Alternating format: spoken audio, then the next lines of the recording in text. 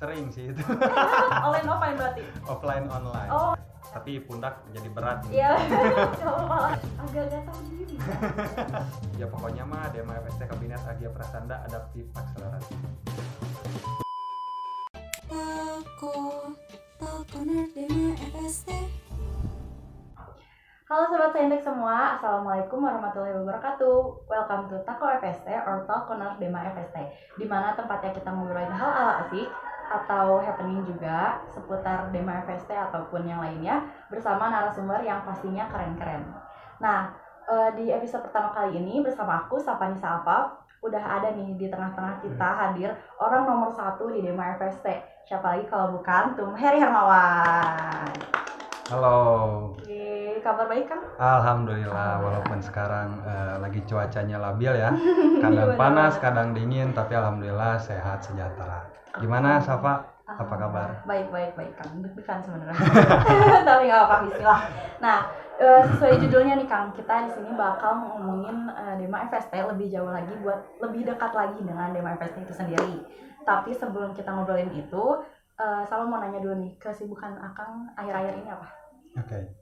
Kalau kesibukan sendiri, saya pribadi lumayan pusing juga ya akhir-akhir ini tuh, dan di samping saya kuliah gitu, tugas akhir banyak gitu kan, semester 7 biasa gitu. Kemudian ya organisasi, ngurusin DEMA FST lumayan ruwet juga, terus ya bisnis gitu, untuk ya realistis lah kita kan betul-betul untuk penghidupan. Keren. Sehingga 3 itu tuh ya lumayan menguras waktu. Itu paling buat akhir-akhir ini mah. Sibuk ya, lumayan. Udah bentar lagi skripsian Kang. Gimana nih? Insya Allah.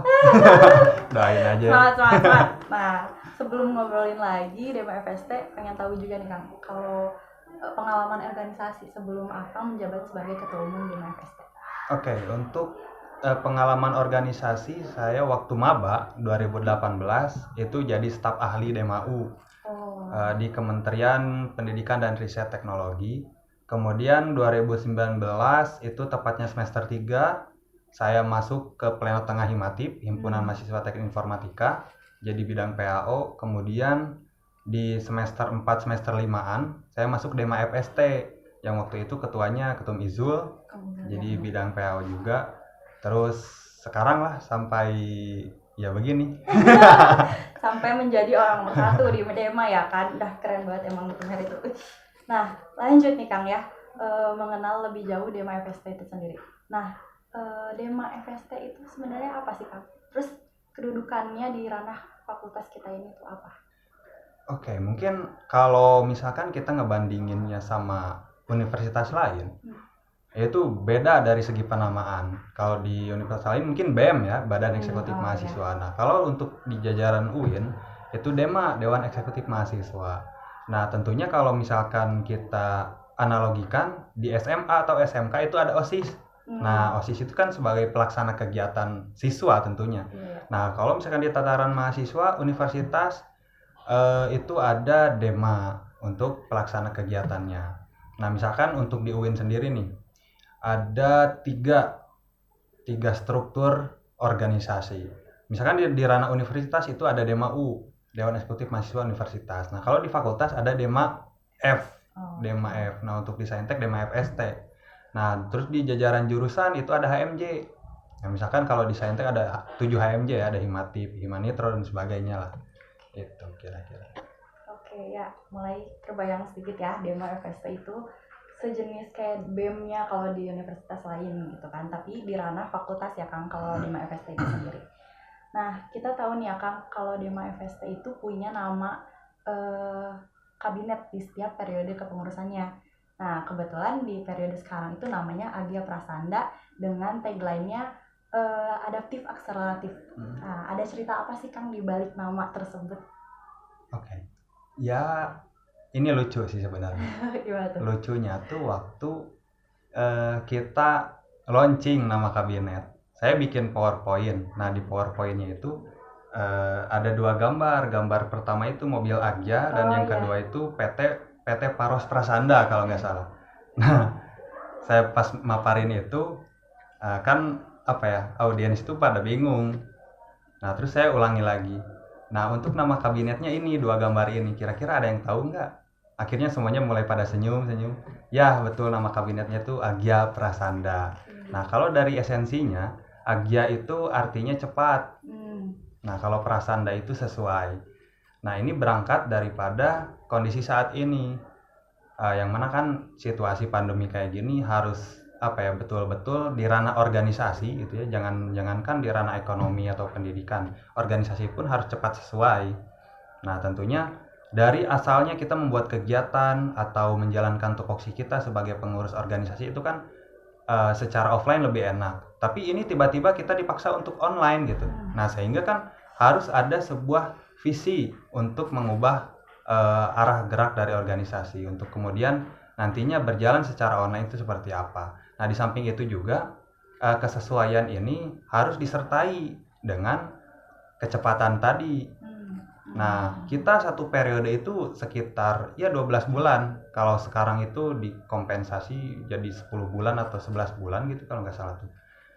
Nah, artinya dalam jangka waktu 10 sampai 11 bulan ini ya kita harus cepat menyesuaikan diri begitu.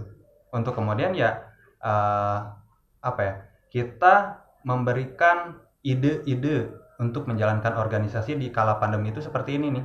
Apalagi kan sekarang udah mulai ramai lagi nih isu kuliah offline gitu ya. Terus kan kasus corona mulai menurun sehingga yang asalnya kita online harus segera mungkin kita migrasi ke offline lagi.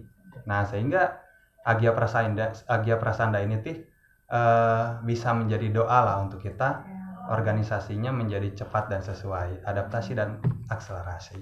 Oke. Nah, sebelumnya tadi Sapa pengen nanya nih harapan Kang Heri dari nama tersebut gitu. Tapi tadi udah sempat dibilang ya kalau misalnya Agya Prasanda itu cepat menyesuaikan diri lah ya. Jadi implementasinya juga seperti itu, Kang. Iya. Cepat menyesuaikan diri. Oke. Nah, sebelum lanjut nih Kang, kayak mulai ke seriusnya, kita main games dulu kali ya. Nah, di sini Sapa punya ada pernah nggak pernah, pasti kalian juga pernah nonton lah ya di YouTube. Nah, di sini aku mau nanyain ke Tom Heri, nanti Tom Heri jawabnya pakai pernah nggak pernah itu ya. Nah, nanti kalau yang pernah bakal Sapa tanyain kenapa atau di mana, supaya alasannya deh ya. Sebentar Sapa lihat dulu pertanyaannya. Oke, udah siap nih Kang? Gak aneh-aneh kok pertanyaannya, tenang. Kayak acara-acara TV ya. Iya. OTW jadi YouTuber kan Kang. Yuk, ada 5 pertanyaan. Nih, pertanyaan pertama ya. Pernah nggak pernah kelewat kuliah gara-gara lupa atau ketiduran? Pernah. Oke. Itu kapan tuh, online atau offline? Sering sih itu. Online offline berarti? Offline online. Oh. Cuman ya biasanya lupa itu gara-gara ngerjain sesuatu atau kemana gitu sehingga lupa. Bukan sengaja ya, bukan sengaja. Ketiduran juga berarti karena emang banyak ketiduran kegiatan sih ya? Biasanya kalau kecapean sih. Gitu. Benar. Tapi nggak usah dicontoh ya ini. Jangan guys, ini mah hilaf aja lagi hilaf. Nah, untuk pertanyaan kedua nih, pernah nggak pernah salah masuk kelas pas offline? Nggak pernah kan? Nggak pernah. Woi, mantap. Bagus berarti. Infonya tahu terus gitu. Iya, karena namanya tuh nggak mungkin juga sih kalau okay. Salah masuk kelas atau apa. Soalnya Sapa nggak tahu nih, Sapa belum pernah offline soalnya. Jadi kayak kebayangnya bisa nih kalau misalnya salah masuk kelas gitu kan. Oke, pertanyaan ketiga ya. Pernah nggak pernah ketiduran pas nonton atau ngedate gara-gara capek kegiatan? Jadi kayak Akang maksain nih ada kegiatan lain tapi padahal Akang capek. Gak pernah? Woi, berarti Akang bagus ya ngatur waktunya. Soalnya saya kalau capek langsung tidur. Iya benar. Nggak usah maksain sih Akang. Bener. Kadang juga kalau misalkan lagi pusing, udah gak bisa nemuin solusi, ya udah tidur aja. Biasanya pas tidur tiba-tiba beres gitu. Melarikan diri nggak apa. Oke, pertanyaan keempat nih Kang. Pernah nggak pernah salah kostum ke kampus? Pernah. Apa tuh, pas kapan? Salah kostumnya tuh lebih ke alas sih. Alas? Jadi kan kalau di Saintek sendiri tuh nggak boleh tuh pakai sendal, pakai kayak celana yang aneh-aneh lah gitu. Nah, dulu pernah kejadian gara-gara rusuh gitunya, buru-buru dari rumah, ya belum macet dan sebagainya, makanya ya nggak banyak pikir panjang, ya pakai sendal gitu. Nah tiba-tiba di kelas baru keingetan, Tapi dan nggak alhamdulillahnya nggak kelihatan sama Alhamdulillah. dosen gitu. duduk di belakang tuh Kang Iya gitu ya. dong. Oh, ya, betul. Cari aman, bagus nih. Pertanyaan terakhir ya Kang, pernah nggak pernah minjem alat tulis tapi nggak dibalikin? Pernah. Ciriin guys, temennya ciriin ya. Tagih aja nanti. Tapi itu bukan sengaja, sekali lagi ya. Terus gimana Kang? Itu Lupa. sih biasanya ya nggak nyadar sih. Kirain emang pulpen pribadi, akhirnya masukin lah kan. Agak-agak tahu diri ya. Maaf nih tuh. Oke, kita udahan, boleh dibalikin Oke. lagi. Terima kasih. Oke ya. Agak mulai kelihatan lah ya. Ternyata orang perfect juga ada kurang-kurang dikitnya ya. Nah, lanjut ya kan, kita mulai serius nih kayaknya. Tentang terobosan baru dari sebelumnya kan Sapa juga daftar tuh ngelihat grand design Akang ya. Nah, Sapa lihat tuh ada terobosan-terobosan baru yang Akang tawarkan di kepengurusan Dema FST periode tahun ini. Nah, boleh nggak Kang disebutin apa aja terobosannya secara umum dulu? Ya, jadi awal mulanya saya menganalisis daripada hipotesis yang saya buat gitu untuk membuat sebuah grand design. Ini memang analisisnya itu nggak hanya dari organisasi Dema FST. Semua ormawa yang ada di UIN pun sebetulnya permasalahannya sama. Yaitu yang pertama itu perihal administrasi. Nah, terkadang organisasi berjalan, namun pijakan yang sebetulnya yang paling krusial ya katakan konstitusi, administrasi, persuratan, SOP dan sebagainya itu nggak terlalu dititik fokuskan. Nah, maka dari itu perihal administrasi hari ini di Dema FST itu lebih diutamakan. Nah, sehingga di awal 3 bulan pertama itu untuk di Dema FST nggak fokus kepada menjalankan proker, tapi kayak nge-build kembali administrasi, kemudian sosialisasi administrasinya kepada pengurus Dema FST. Nah, sehingga di 3 bulan itu tuh maksimalkan kepada administrasi.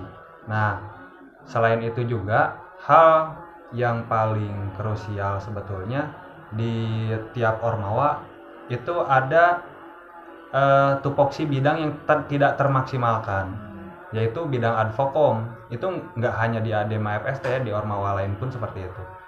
Nah, advokom biasanya diinisiasi dengan orang-orang yang pakar kepada perdesainan, permedia sosialan gitu.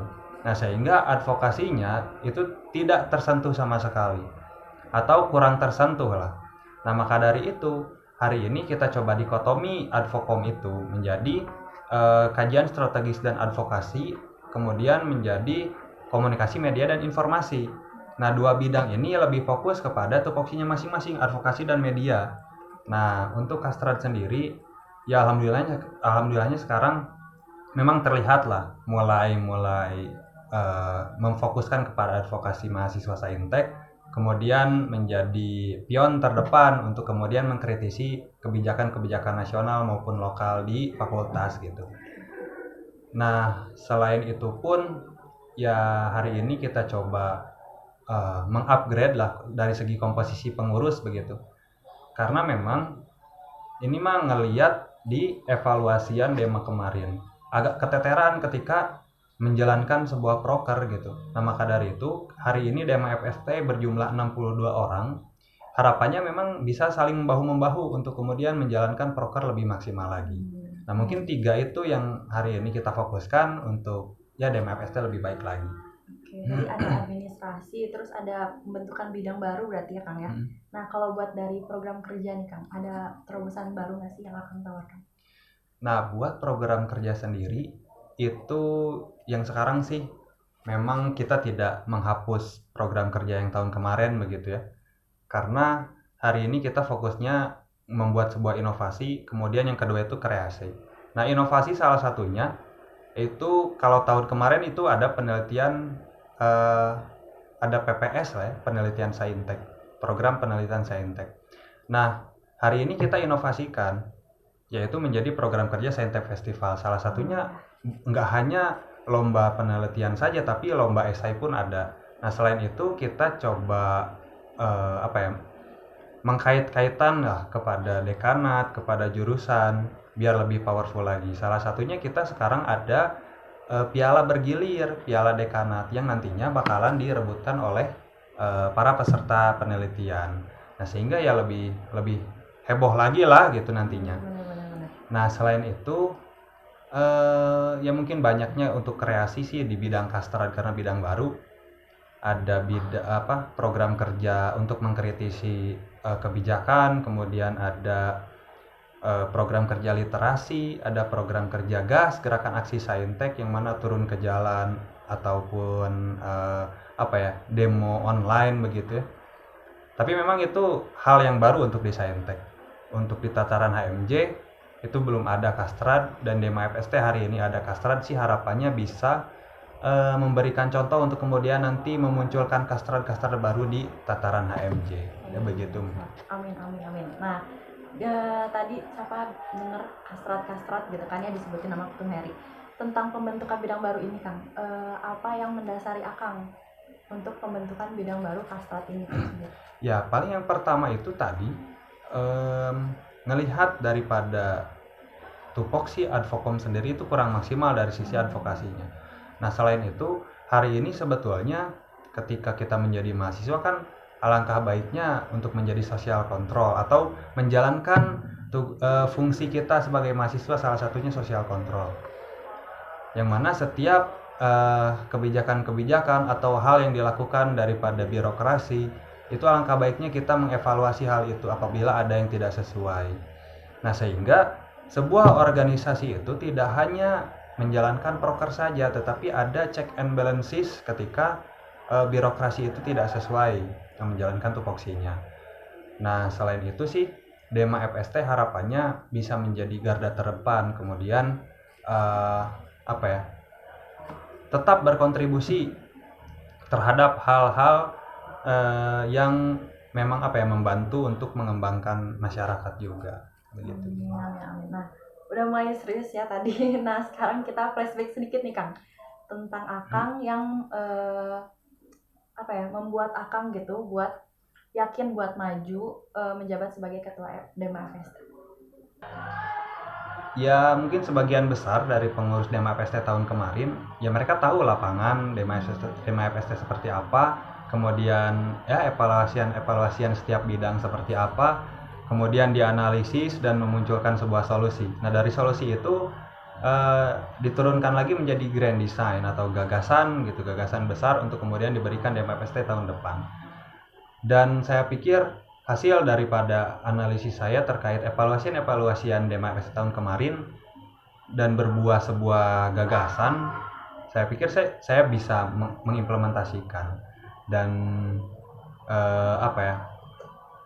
saya pribadi pun tidak mencalonkan secara cuma-cuma dari landasan pribadi saya, tapi mungkin rekan-rekan dekat saya itu dia mendukung, kemudian secara komunal organisasi mendukung, kemudian dari mahasiswa secara umum pun ya setidaknya mendukung. Nah sehingga saya dengan percaya diri mencalonkan, dan saya lebih sepakat sebetulnya jika setiap jurusan itu mendelegasikan orang-orang terbaik untuk kemudian menjadi calon ketua Dema FST, sehingga persaingannya itu lebih ketat dan ya mungkin yang menang itu akan lebih pantas gitu, dan ya grand design-nya luar biasa diimplementasikan di Dema FST. Dan ya itu sebetulnya saya lebih sepakat jika calon ketua Dema FST itu 7 orang begitu, nggak hanya 1, 2, 3 begitu. Jadi lebih banyak lah pilihannya begitu. Tapi nggak apa Kang, sama pernah dengar kutipan kalau tanggung jawab itu nggak pangsalah pundak, berarti emang kayak orang yang terpilih gitu kan. Nggak, tapi ini bener, maksudnya pas apa dengar kutipan itu kayak oh iya ya bener juga gitu, berarti emang Akang terpilih, maksudnya Akang tuh emang terpercayalah gitu ya, tapi pundak jadi berat ini. iya. Kalau malah kan bentar lagi Akang mau maju atau gimana nih? Jadi spoiler guys, jadi spoiler. Oke nih Kang, kayaknya kita udah mulai lebih jauh lebih kenal, Oke, kayaknya kita udah mulai kenal lebih jauh lagi nih ya sama Dema FST dan tentunya sama ketua umumnya ya kan. Nah, menurut Kang Heri sendiri nih Kang, kelebihan mahasiswa yang ikut berorganisasi khususnya di Dema FST ini Kang. Ya, tentunya setiap orang pun pasti sepakat begitu. Orang-orang yang berorganisasi, dia ada hal yang dapat dibanggakan dari segi soft skill. Ya mungkin kepemimpinannya lebih bagus, kemudian dari segi pengambilan sikap, pengambilan keputusan lebih bagus. Nah, kemudian di sisi lain, dari segi relasi pun ya luas begitu. Kita berorganisasi kan tentunya nggak hanya satu dua orang. Mungkin ketika kita menjalin relasi di internal organisasi pun itu sudah lumayan begitu. Apalagi kita mencari jejaring di luar organisasi. Nah, selain itu sih, memang kita mempunyai spoiler untuk kemudian kita turun di ranah pekerjaan apa ya, katakan perindustrian atau misalkan kita kerja di kantor. Kan kalau kantor atau perindustrian atau bahkan pemerintahan itu organisasi juga ada strukturalnya. Kemudian koordinasi harus seperti apa. Nah, ketika kita berorganisasi kan kita ada spoiler untuk ke sana sehingga tidak kaget dan kita sudah terlatih untuk berorganisasi yang lebih besar lagi. Nah, sehingga saya pikir sih untuk menjadi mahasiswa yang organisatoris itu ya nggak perlu menyesal dan sebetulnya harus bersyukur karena banyak benefit. Iya, benar-benar. Nah, nih Kang ya, siapa tahu nih Kang, ada yang minat di periode kepengurusan selanjutnya. Boleh nggak nih Kang dikasih spoiler dikit gimana sih tahapan-tahapannya buat sampai si Sobat Saintek itu jadi pengurus di FST ini? Oke. Nah, buat teman-teman mahasiswa Fakultas Sains dan Teknologi angkatan 2021 ya, 2021 atau 2020 yang nantinya ingin menjadi bagian dari Dema FST, tentunya persiapkan ya mungkin kita di bulan bulan Maret atau April kita ada pergantian kepengurusan, terus nanti ada ketua umum yang baru. Nah, coba teman-teman persiapkan dari sisi mentalitas tentunya itu yang pertama. Ketika teman-teman masuk organisasi mungkin ada banyak hal yang sebetulnya teman-teman tidak ingin gitu ya, tidak ingin ada, tetapi mau tidak mau teman-teman harus menerima dan disitulah latihannya. Ketika teman-teman berorganisasi ya jiwa teman-teman menjadi besar gitu. Nah, di sisi lain siapkan teman-teman tentunya dari sisi IPK teman-teman harus bagus. Kemudian dari segi pemberkasan itu teman-teman harus bagus juga. Ya mungkin itu sih yang perlu dipersiapkan. IPK sih teman-teman jangan kurang dari 3 ya. Itu sih modal pertamanya. Oke nih kan, karena kita udah di penghujung podcast nih ya, kita mau denger dong closing statement dari Kang Heri. Boleh nih Kang? Ya itu teman-teman untuk gambaran umum daripada Dema FST itu sendiri. Nah, Dema FST berkedudukan sebagai organisasi mahasiswa di tataran fakultas. Kemudian dari segi fungsi itu ada 4 fungsi, yang mana yang pertama itu adalah sebagai pelaksana kegiatan, yang kedua sebagai pengembangan cendekia mahasiswa, kemudian yang ketiga sebagai pengembangan potensi organisasi, kemudian yang keempat itu sebagai penyalur aspirasi. Ya mungkin itu fungsi dari Dema FST. Ya pokoknya mah Dema FST Kabinet Agia Prasanda Adaptif Akseleratif. Adaptif akseleratif nih Kang. Wah, udah nggak kerasa ya, udah kurang lebih setengah jam nih kita nemenin Sobat Saintek semua di sini. Nah, makasih buat Tom Heri yang udah menyempatkan waktunya di episode pertama Tako kali ini. Makasih juga buat Sobat Saintek semua yang udah stay sampai akhir. Semoga banyak hal yang bisa dipetik buat teman-teman semua dan juga tentunya lebih mengenal lagi Dema FST itu sendiri ya. Nah, buat teman-teman jangan lupa like, subscribe, dan share video ini ke teman-teman yang lain. Dan buat teman-teman yang punya ide nih, buat tema apa lagi sih yang perlu kita obrolin di episode aku selanjutnya, boleh banget ya di comment section. Nah, buat masukan dan saran juga boleh kalian masukin di situ. Nah, oke, di sini Sapa punya kutipan sedikit. Jika kita ingin melihat masa lalu, maka lihatlah keadaan kita sekarang. Jika kita ingin melihat masa depan, maka lihatlah apa yang kita lakukan saat ini. Aku Safani Safaf, mewakili teman-teman yang bertugas kali ini, pamit undur diri. Terima kasih. Wassalamualaikum warahmatullahi wabarakatuh. Have a nice day.